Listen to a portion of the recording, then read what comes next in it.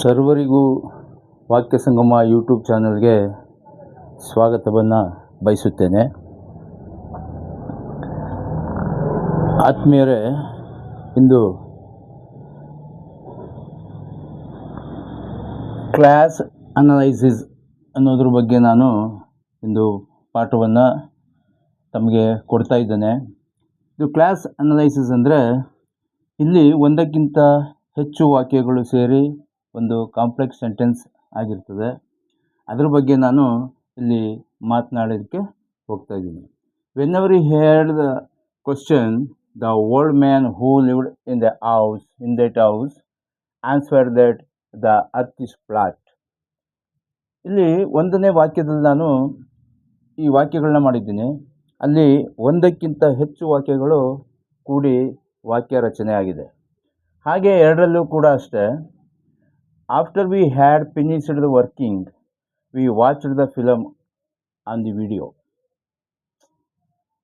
ಇಲ್ಲಿ ನಾನು ಏತಕ್ಕೆ ಈ ಸಬ್ಜೆಕ್ಟ್ನ ತೊಗೊಂಡಿದ್ದೀನಿ ಅಂದರೆ, ತಮ್ಮಗಳಿಗೆ ಇವಾಗ ಎಲ್ಲ ಮಕ್ಕಳಿಗೂ 7th 8th 9th 10th and ಇವಾಗ ಏನು 11 12 ಅಂತ ನಾವು ಹೇಳ್ತೀವಿ, PUC ಫಸ್ಟ್ PUC ಮತ್ತು ಸೆಕೆಂಡ್ PUC ಮತ್ತು ಡಿಗ್ರಿನಲ್ಲಿ ಫಸ್ಟ್ BA ಇರ್ಬೋದು, ಸೆಕೆಂಡ್ BA ಇರ್ಬೋದು, ಥರ್ಡ್ BA ಇರ್ಬೋದು, BCom ಇರ್ಬೋದು, MCom ಇರ್ಬೋದು. ಇವಾಗ ನೀವು ಓದಿರ್ತೀರ, ಶ್ರಮಪಟ್ಟು ಓದಿ ಎಕ್ಸಾಮ್ ಬರೆದು ಪಾಸನ್ನು ಮಾಡಿರ್ತೀರ. ಆದರೆ ಇಲ್ಲಿ ನಾನು ಕ್ಲಾಸ್ ಅನಲೈಸಿಸ್ ಸಬ್ಜೆಕ್ಟನ್ನು ಇವತ್ತು ಏನಕ್ಕೆ ತಗೊಂಡಿದ್ದೀನಿ ಅನ್ನೋದಾದರೆ, ಇಲ್ಲಿ ಒಂದಕ್ಕಿಂತ ಹೆಚ್ಚು ವಾಕ್ಯಗಳು ಸೇರಿ ಒಂದು ಅರ್ಥಪೂರ್ಣ ವಾಕ್ಯವಾಗಿ ರಚನೆ ಆಗಿರ್ತದೆ. ಅದನ್ನೇ ನಾನು ಓದಿ ಹೇಳಿದೆ. ಇವಾಗ ವೆನ್ ಎವರ್ ಅಂತ ಹೇಳಿದರೆ ಇಲ್ಲಿ ಅದು ಅಡ್ವರ್ಬ್ ಆಗಿ ತಗೊಂಡಿರ್ತಕ್ಕಂಥ ಒಂದು ಶಬ್ದ. ಅದು ಆಶ್ಚರ್ಯ ಸೂಚಕವನ್ನು ಇಲ್ಲಿ ಬಳಕೆಯನ್ನು ಮಾಡ್ತಾ ಇದೆ. Whenever you heard the question, the old man who lived in that house answer that the earth is flat. ಅದಕ್ಕೆ ನಾನು ವಿವರಣೆಯನ್ನು ಕೊಡ್ತಾ ಹೋಗ್ತೀನಿ. ಈ ಕ್ಲಾಸ್ ಅನಲೈಸಿಸ್ ಅಂದರೆ, ಇವಾಗ ಕ್ಲಾಸ್ ಅಂದರೆ ಉಪವಾಕ್ಯ ಅಂತ ಕರಿತೀವಿ. ಅಂದರೆ ಕರ್ತೃಪದ ಕ್ರಿಯಾಪದವನ್ನು ಒಳಗೊಂಡಂಥ ವಾಕ್ಯವೊಂದರ ಭಾಗವಾಗಿ ಬರ್ತಕ್ಕಂಥದ್ದು ಈ ವಾಕ್ಯಾಂಗ. ಇದನ್ನು ವಾಕ್ಯಾಂಶ ಅಂತ ಕೂಡ ನಾವು ಕರಿತೀವಿ. ಇಲ್ಲಿ ಅನಲೈಸಿಸ್ ಅಂದರೆ ವಿಶ್ಲೇಷಣೆ ಮಾಡ್ತಕ್ಕಂಥದ್ದು. ಅದರ ವಿಶ್ಲೇಷಣೆಯನ್ನು ಯಾವುದೇ ಒಂದರ ನಾನಾ ವಿಭಾಗಗಳನ್ನು, ವಿವರಗಳನ್ನು ಸೂಕ್ಷ್ಮವಾಗಿ ಪರಿಶೀಲಿಸುವುದನ್ನು ನಾವು ಅನಲೈಸಿಸ್ ಅಂತೇಳಿ ಕರಿತೀವಿ. ಇಲ್ಲಿ ಹಾಗಾದರೆ ಏನು ವಾಕ್ಯದಲ್ಲಿ ಇದೆ? ಈಗ ಉದಾಹರಣೆಗೆ ನಾನು ಇಲ್ಲಿ ಕ್ವಾಲಿಫೈ ಅನ್ನೋ ಶಬ್ದವನ್ನು ತಗೊಂಡಿದ್ದೀನಿ, ಮತ್ತು ಮಾಡಿಫೈ ಶಬ್ದವನ್ನು ತಗೊಂಡಿದ್ದೀನಿ, ಕಂಟೈನ್ ಅನ್ನೋ ಶಬ್ದವನ್ನು ತಗೊಂಡಿದ್ದೀನಿ, ಮತ್ತು ಸಬಾರ್ಡಿನೇಟ್ ಕ್ಲಾಸಸ್ ಅಂತೇಳಿ ತಗೊಂಡಿದ್ದೀನಿ. ಈಗ ನಾವು ಇವೆಲ್ಲವನ್ನು ಸ್ವಲ್ಪ ಅರ್ಥವನ್ನು ನಾವು ತಿಳ್ಕೊಂಡ್ರೆ, ಈ ಶಬ್ದಗಳ ಅರ್ಥವನ್ನು ನಾವು ಈ ಕೊಟ್ಟಿರ್ತಕ್ಕಂಥ ವಾಕ್ಯವನ್ನು ಅದು ಹೇಗೆ ಭಾಗವಾಗಿದೆ, ಯಾವ ರೀತಿ ಕನ್ನಡಕ್ಕೆ ನಾವು ಅರ್ಥೈಸ್ಕೋಬೋದು, ಕನ್ನಡಕ್ಕೆ ತರಬಹುದು ಆ ವಾಕ್ಯದ ಅರ್ಥವನ್ನು ಅನ್ನೋದನ್ನು ಇಲ್ಲಿ ವಿವರಣಾತ್ಮಕವಾಗಿ ನಾವು ಹೇಳ್ತಾ ಹೋಗ್ತಾ ಇದ್ದೀನಿ. ಇಲ್ಲಿ ಮಾಡಿಫೈ ಅಂದರೆ ಚೇಂಜ್ ಸಮಥಿಂಗ್ ಸ್ಲೈಟ್ಲಿ. ಈಗ ಯಾವುದೋ ಒಂದು ಶಬ್ದವನ್ನು ನಾವು ಅದನ್ನು ಪರಿವರ್ತಿಸ್ತಕ್ಕಂಥದ್ದು. ಉದಾಹರಣೆಗೆ ಯಾವುದೇ ತುಸು ಬದಲಾವಣೆಯನ್ನು ಮಾಡ್ತಕ್ಕಂಥದ್ದನ್ನ ನಾವು ಇಲ್ಲಿ ಮಾಡಿಫೈ ಅಂತೇಳಿ ಕರಿತೀವಿ. ಈಗ ದ ಓಲ್ಡ್ ವುಮ್ಯಾನ್, ಇಲ್ಲ when ever here the question, the old woman, ಇಲ್ಲಿ ಆನ್ಸರ್ಡ್ ಅನ್ನೋ ಒಂದು ಪದವನ್ನು ನಾವು ಇಲ್ಲಿ ತಗೋಬೇಕಾಗ್ತದೆ. ಅಲ್ಲಿಗೆ ಅದು ಇಲ್ಲಿ ನಾವು ಗಮನಿಸಬೇಕಾದದ್ದು, ಇಲ್ಲಿ ಈ ಒಂದು ವಾಕ್ಯದ ಎಲ್ಲ ವಾಕ್ಯ ಭಾಗಗಳನ್ನ ಗಮನಿಸಬೇಕಾದ್ರೆ ನಾವು ಇಲ್ಲಿ ಪ್ರಿನ್ಸಿಪಲ್ ಕ್ಲಾಸಸ್ನ ಬಳಸ್ಕೋಬೇಕಾಗ್ತದೆ, ಮತ್ತು ಅಡ್ವರ್ಬ್ ಕ್ಲಾಸಸ್ನ ಬಳಸ್ಕೋಬೇಕಾಗ್ತದೆ. ಜೊತೆಗೆ ಅಡ್ಜೆಕ್ಟಿವ್ ಕ್ಲಾಸನ್ನು ಇಲ್ಲಿ ನಾವು ಬಳಸ್ಕೊಂಡಿದ್ದೀವಿ, ಅದನ್ನು ಗುರುತಿಸ್ಕೋಬೇಕಾಗ್ತದೆ. ಈ ರೀತಿ ಇಲ್ಲಿ ಅಡ್ಜೆಕ್ಟಿವ್ ಮತ್ತು ಅಡ್ವರ್ಬ್ ಕ್ಲಾಸಸ್ ಯಾವುದು, ಅಡ್ಜೆಕ್ಟಿವ್ ಕ್ಲಾಸಸ್ ಯಾವುದು, ಮತ್ತು ನೌನ್ ಕ್ಲಾಸಸ್ ಯಾವುದು ಅಂತೇಳಿ.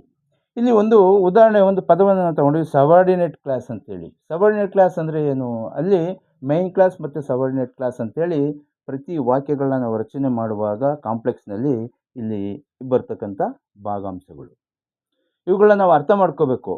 ಇಲ್ಲಿ ನಾವು ಸಬಾರ್ಡಿನೇಟ್ ಕ್ಲಾಸ್ ಅಂದರೆ ಏನು ಅಂತ ನಾನು ಹೇಳ್ತಾ ಇದ್ದೀನಿ. ಅದು ಅಪ್ರಧಾನವಾಗಿ ಭಾವಿಸ್ತಕ್ಕಂಥದ್ದು. ಅಂದರೆ ವ್ಯಕ್ತಿ ಮತ್ತು ವಸ್ತುವನ್ನು ನಾವು ಗೌಣವಾಗಿ, ಅಪ್ರಧಾನವಾಗಿ ನೋಡುವಾಗ ಅದನ್ನು ನಾವು ಸಬಾರ್ಡಿನೇಟ್ ಕ್ಲಾಸ್ ಅಂತೇಳಿ ನಾವಿಲ್ಲಿ ಗುರುತಿಸ್ಬೋದು.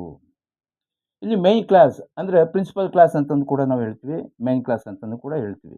ಇಲ್ಲಿ ವೆನ್ಎವರ್ ಹಿ ಹೇರ್ಡ್ ದ ಕ್ವಶನ್, ಯಾವಾಗಾದರೂ ಎಂದಾದರೂ ಯಾರಾದರೂ, ಈಗ ಹಿ ಹೇರ್ಡ್ ದ ಕ್ವಶನ್, ಒಂದು ಕ್ವಶನ್ನ ಆತ ಕೇಳಿದಾಗ ಇಲ್ಲಿ ಯಾರು, ದ ಓಲ್ಡ್ ಮ್ಯಾನ್ ಅನ್ನೋನೇ ವ್ಯಕ್ತಿ ಇವನಾಗಿರ್ತಾನೆ. ಆ ಕೇಳಿದಾಗ ಏನು ಹೇಳ್ತಾನೆ ಇಲ್ಲಿ, the old man who lived in that house, ಅಲ್ಲಿ ಒಂದು ಮನೆಯಲ್ಲಿ ವಾಸವಾಗಿರ್ತಕ್ಕಂಥ ವ್ಯಕ್ತಿ ಆತ. ಅವನು ಯಾವುದೇ ಒಂದು ಕ್ವಶನ್ನ ಕೇಳಿದ ಸಂದರ್ಭದಲ್ಲಿ ಅವನೇನು ಆನ್ಸರ್ ಮಾಡ್ತಾನೆ, answered that the earth is flat, ಭೂಮಿ ಹೇಗಿದೆ ಅಂದರೆ ಸಮತಟ್ಟಾಗಿದೆ ಎಂಬುದನ್ನು ಅವನು ಉತ್ತರವನ್ನು ಕೊಡ್ತಾನೆ. ಈ ಒಂದು ಕ್ವಶನ್ ಮಾಡಿದಾಗ, ಒಂದು ಕ್ವಶನ್ ಕೇಳಿದಾಗ ಅವನ ಕಿವಿಯಲ್ಲಿ, ಹೇರ್ಡ್ ಅಂದರೆ ಕೇಳೋದು, ನಾವು ಕೇಳಲಿಲ್ಲ, ಇಲ್ಲಿ ನಾವೇನಾದರೂ ಒಂದು ಪ್ರಶ್ನೆಯನ್ನು ಹಾಕಿದಾಗ ಆ ಪ್ರಶ್ನೆಯನ್ನು ಆತ ಆಲಿಸಿದಾಗ ಅವನು ಕೊಡ್ತಕ್ಕಂಥ ಉತ್ತರ ಏನಾಗಿರ್ತದೆ, ಇಲ್ಲಿ ದ ಅರ್ತ್ ಇಸ್ ಫ್ಲಾಟ್ ಎಂಬ ಉತ್ತರವನ್ನು ಅವನು ಕೊಡ್ತಾ ಇದ್ದಾನೆ ಎಂಬ ಅರ್ಥದಲ್ಲಿ ಈ ವಾಕ್ಯ ಇದೆ. ಇಲ್ಲಿ ನಿಮಗೆ ಅರ್ಥ ಆಗಬೇಕು, ಇನ್ನೂ ತಿಳಿಯಾಗಿ ಮತ್ತೆ ಹೇಳ್ತಾ ಇದ್ದೀನಿ ಅದನ್ನೇ ಹೇಗೆ ಅಂತ ಹೇಳಿ. ಈಗ ಪ್ರಿನ್ಸಿಪಲ್ ಕ್ಲಾಸ್ ಅಂದರೆ ಏನು, ಇಲ್ಲಿ ಯಾವುದಿದೆ, ಮೇನ್ ಕ್ಲಾಸ್ ಯಾವುದಿದೆ ಅಂತ ನೀವು ನೋಡ್ಬೋದು. ದ ಓಲ್ಡ್ ಮ್ಯಾನ್ ಅನ್ನೋ ಶಬ್ದ ಇಲ್ಲಿ ಆನ್ಸರ್ ಅನ್ನೋ ಒಂದು ಉತ್ತರವನ್ನು ಕೊಡ್ತಕ್ಕಂಥ ವ್ಯಕ್ತಿಯಾಗಿರ್ತಾನೆ, ದ ಓಲ್ಡ್ ಮ್ಯಾನ್. ಇಲ್ಲಿ ಹೂ ಅಂದರೆ ಇಲ್ಲಿ ಏನಾಗಿರ್ತದೆ, ಇದು ಹೂ ಅಂತ ತಗೊಂಡಾಗ ಅಲ್ಲಿ ಯಾರು ಎಂಬ ಪ್ರಶ್ನೆ ನಿಮಗೆ ಬರ್ತದೆ, ಯಾರು, ಆತ, ಅವನು ಎಂಬ ಅರ್ಥವನ್ನು ಮಾಡ್ಕೋಬೇಕು. The old man who lived in that house, ಆ ಮನೆಯಲ್ಲಿ ವಾಸವಾಗಿರ್ತಕ್ಕಂಥ ಮನುಷ್ಯ, ಇದು ಅಡ್ಜೆಕ್ಟಿವ್ ಕ್ಲಾಸ್ ಆಗಿರ್ತದೆ. ಯಾವುದು, the old man who lived in that house.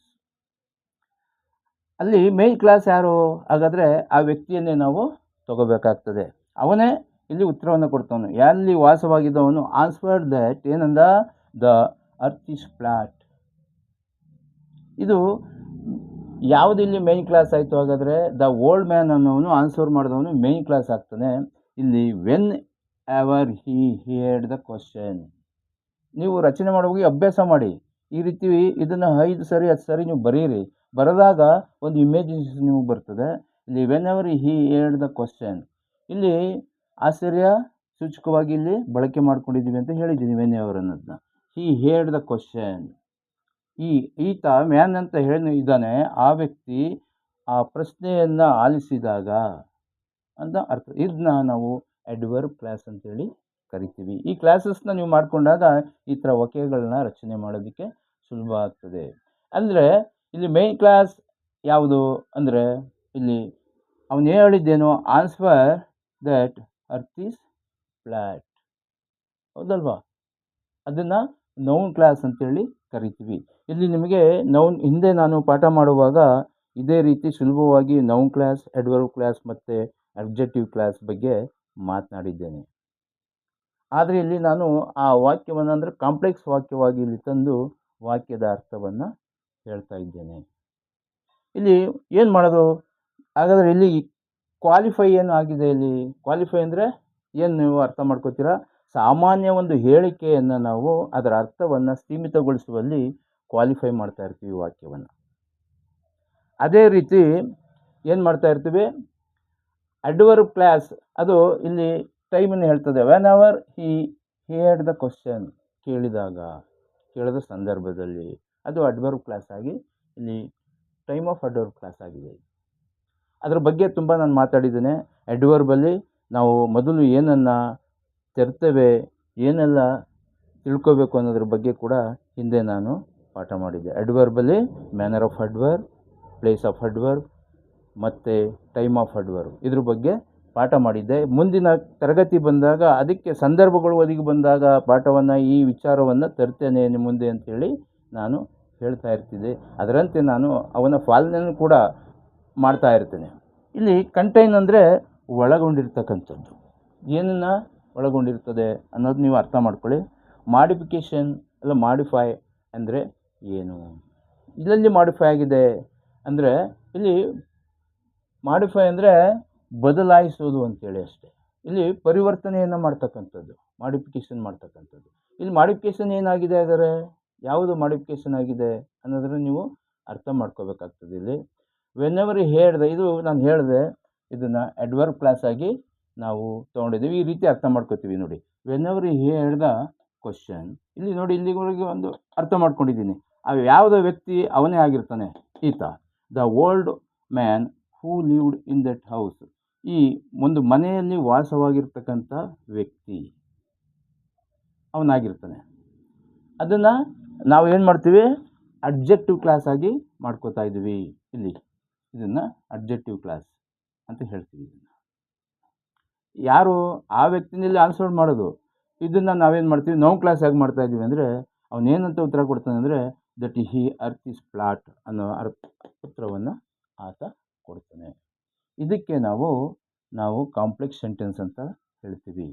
ಇದನ್ನು ಸಂಪೂರ್ಣ ಈ ರೀತಿ ಅರ್ಥ ಮಾಡಿಕೊಂಡಾಗ ನಿಮಗೆ ಈ ರೀತಿ ಸುಲಭವಾದ ವಾಕ್ಯ ರಚನೆಗಳನ್ನು ಮಾಡೋದಕ್ಕೆ ಅನುಕೂಲ ಆಗ್ತದೆ. ಇಲ್ಲಿ ಎರಡನೇ ವಾಕ್ಯವನ್ನು ತಗೊಂಡಿದ್ದೀನಿ. After we had finished the working, ಇಲ್ಲಿ ಮುಕ್ತಾಯ ಮಾಡೋದು. ಫಿನಿಶ್ ಅಂದರೆ ಕೊನೆಗೊಳಿಸ್ತಕ್ಕಂಥದ್ದು. ಏನನ್ನು, ಇದು ವರ್ಕ್ ಅನ್ನೋದು ಹೊರಬಾದರೂ ಕೂಡ ಇಂಗ್ ಪ್ರತ್ಯಯವನ್ನು ಸೇರಿಸಿದಾಗ ಅದು ನಾಮರೂಪಕ್ಕೆ ಕೃನ್ನಾಮವಾಗಿ ಬರ್ತದೆ.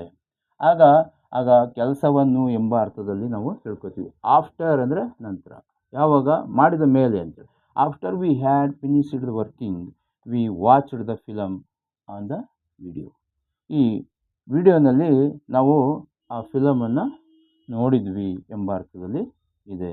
ಇಲ್ಲಿ ನಮಗೆ ಟೆನ್ಸಸ್ ಕೂಡ ಬರ್ತದೆ. ಅದನ್ನ ಟೆನ್ಸಸ್ನ ನಾವು ಯಾವುದೇ ವಾಕ್ಯ ರಚನೆ ಮಾಡುವಾಗ ಬರ್ತಕ್ಕಂಥ ವರ್ಬ್ ಏನಿದೆ ಆ ವರ್ಬ್ಗಳ ಆಧಾರದ ಮೇಲೆ ನಾವು ಯಾವ ಟೆನ್ಸಲ್ಲಿ ಇದೆ ಅಂತೇಳಿ ನೋಡ್ಬೋದು.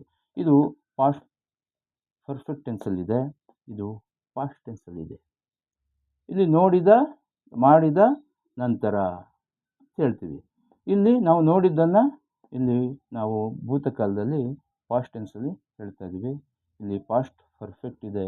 ಭೂತಕಾಲದಲ್ಲೇ ಹಿಂದೆ ಕಳೆದಂಥ ಕಾಲವನ್ನು ಹೇಳ್ತಕ್ಕಂಥದ್ದು ಇಲ್ಲಿ ವರ್ಬ್. ಹಾಗಾಗಿ ಇಂದಿನ ಪಾಠ ನಿಮಗೆ ಸಫಿಷಿಯೆಂಟ್ ಆಗಿದೆ ಅಂತೇಳಿ ನಾನು ಅರ್ಥ ಮಾಡ್ಕೊಂಡಿದ್ದೀನಿ. ಇಲ್ಲಿ ಕಾಂಪ್ಲೆಕ್ಸ್ ಸೆಂಟೆನ್ಸ್ ಯಾವಾಗಲೂ ಒಂದು ಕಂಟೈನಿಂಗ್ 3 ಸಬ್ಜೆಕ್ಟ್. ಇಲ್ಲಿ ವಾಕ್ಯದ 3 ಅಂಶಗಳನ್ನು ಈ ಕಾಂಪ್ಲೆಕ್ಸ್ ಹೊಂದಿರತಕ್ಕಂಥದ್ದು. ಇಲ್ಲಿ ವ್ಯಕ್ತಿ ಮತ್ತು ವಸ್ತುವನ್ನು ಗೌಣವಾಗಿ, ಪ್ರಧಾನವಾಗಿ ನಾವು ಇಲ್ಲಿ ಭಾವಿಸ್ತಿರ್ತೀವಿ. ಅಪ್ರಧಾನವಾಗಿ, ಇಲ್ಲಿ ಗೌಣ ಅಂದರೆ ಅಪ್ರಧಾನ, ಮುಖ್ಯವಾಗಿರೋದಿಲ್ಲ ಅನ್ನೋದನ್ನ ಇಲ್ಲಿ ಹೇಳುವಾಗ ನಾವು ಏನು ಹೇಳ್ತೀವಿ, ಸಬಾರ್ಡಿನೇಟ್ ಕ್ಲಾಸಸ್ ಅಂತ ಹೇಳ್ತೀವಿ. ಇಲ್ಲಿ ಮೇಯ್ನ್ ಕ್ಲಾಸ್ ಮತ್ತು ಸಬಾರ್ಡಿನೇಟ್ ಕ್ಲಾಸ್ ಅನ್ನೋದನ್ನ ನಾವು ಗುರುತಿಸ್ಕೋಬೇಕು.